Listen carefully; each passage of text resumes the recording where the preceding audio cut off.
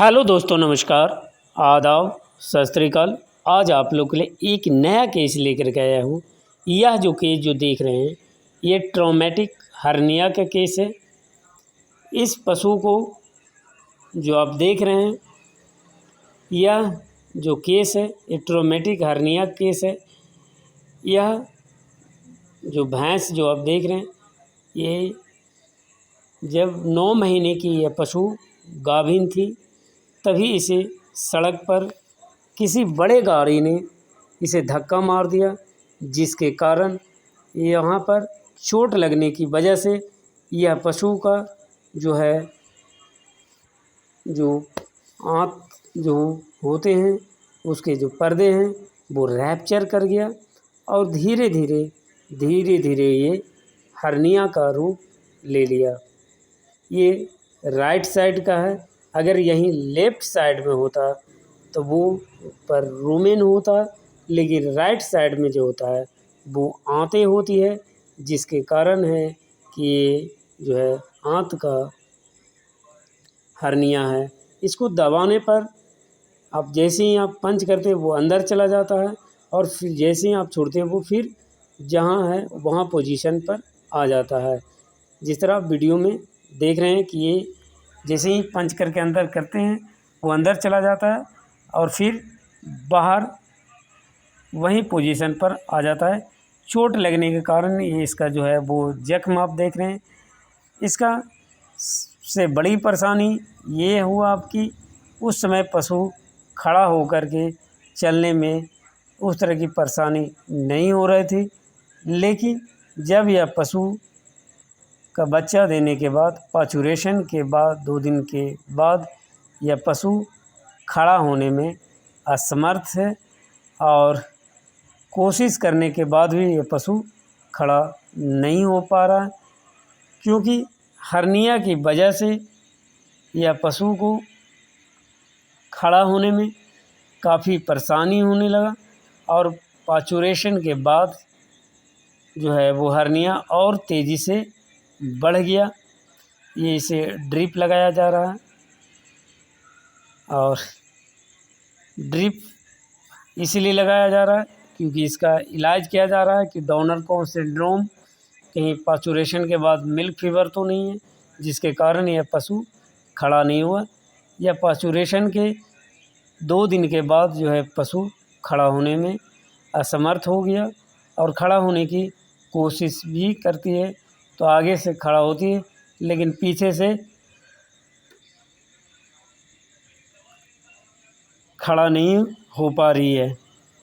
इसीलिए इसको ट्रीटमेंट के रूप में इसे ड्रिप का इस्तेमाल किया जा रहा है। ड्रिप में इसे फ्लूइड का इस्तेमाल किया जा रहा है। फ्लूइड में के रूप में इसे ग्लूकोज के रूप में इसे डीएनए या रेंटोज का इस्तेमाल किया जा रहा है और साथ में सीबीजी का भी इस्तेमाल किया गया और इसमें टोनोफास्पेन का भी इस्तेमाल किया गया, ट्राइबीवेट का भी इस्तेमाल किया गया। इसमें एंटीबायोटिक के रूप में इसे सेफ्टी-4 सोडियम का इस्तेमाल किया गया और साथ में एनाल्जेसिक का भी इस्तेमाल किया गया।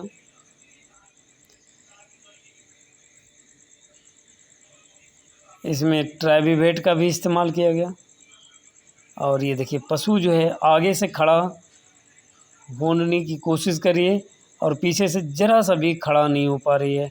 इसका सबसे बड़ा रीज़न है कि पशु जो है वो धीरे धीरे कमज़ोर हो गए थे गाभिन में और पाचुरेशन के बाद और ज़्यादा वीक हो गया। और ये देखिए पशुपालक के द्वारा सहारा करके इसे खड़ा किया गया और देखिए कितनी माने वीकनेस है। ये देखिए पीछे का पोर्शन जो है इसका हर्निया के कारण जो है वो राइट साइड का जो पैर है वो आगे की ओर फेंक भी नहीं पा रही और ये देखिए खड़ा होकर के इसे बाहर निकाला गया और ये देखिए किस पोजीशन में है। मतलब खड़ा होने में भी पशु जो है वह असमर्थ है। खड़ा होने की कोशिश किया भी जा रहा है इस पशु को, लेकिन ये 2 आदमी मिलकर के इसे खड़ा किया है। और ये पशु जो है पीछे के पैर पर वजन ही नहीं ले पा रही है, लग रहा है जैसे कि मस्कुलर डिस्ट्रोफी का केस है।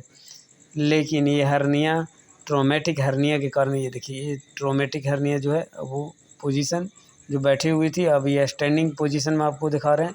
और ये देखिए दाबने के बाद ये पूरी तरह से जो आंतें हैं वो घसक गई हैं, क्योंकि वहाँ पर एक हॉल टाइप का हो जाता है धीरे धीरे। ये गाभिन के समय में भी नहीं था, जिस समय इसका धक्का लगा उसके 15 दिन के बाद ये धीरे धीरे इस तरह के बढ़ते क्रम में।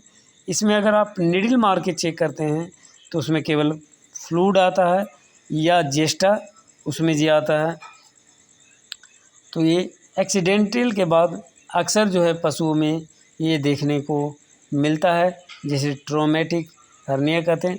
और ये देखिए डायग्नोसिस किया जा रहा है, किस तरह आप हर्निया का डायग्नोसिस करें। और ये देखिए पूरी तरह से जो है वो चोट के कारण जो है आंतें जो है वो घसक गई। और ये देखिए पंच करने के बाद पूरी तरह से अंदर चला जा रहा है, ये देखिए। तो इस तरह करके आपको डायग्नोसिस करना है, क्योंकि पशुओं में जो है डायग्नोसिस ही वो चीज़ सबसे बड़ा चीज़ है कि अगर आपकी डायग्नोसिस सही है तभी पशु ठीक हो सकते हैं। और इसका इलाज केवल और केवल सर्जरी है। सर्जरी के अलावा इसमें मेडिसिन से ट्रॉमेटिक हर्निया का या किसी भी अम्बिलाइका हर्निया का भी इलाज नहीं किया जा सकता है। केवल और केवल आपको सर्जरी करना है, या इसे वेटनरी कॉलेज में ले जा कर के आप सर्जरी करवा सकते हैं। तो इस तरह करके आप डायग्नोसिस कर सकते हैं। और ये देखिए पशु को खड़ा करने पर, सहारा दे करके खड़ा करने पर पशु खड़ा होगी, लेकिन यह कितना देर खड़ा रहेगी ये कहना मुश्किल है। तो इस तरह के अगर आपको डायग्नोसिस करते हैं और उसका प्रोग्रेस ही आपको पता है तो ही आप इलाज करें कि ये इसका इलाज क्या है, क्योंकि इसमें इंजेक्शन लगाने से किसी प्रकार का बेहतर रिजल्ट नहीं आता है। और ये देखिए इसके बाद फिर पशु जो है ज़्यादा देर खड़ा नहीं रह पाई, उसके बाद भी पशुपालक के द्वारा खड़ा रहने का प्रयास किया जा रहा है। इस तरह की अधिक जानकारी के लिए चैनल को सब्सक्राइब करें।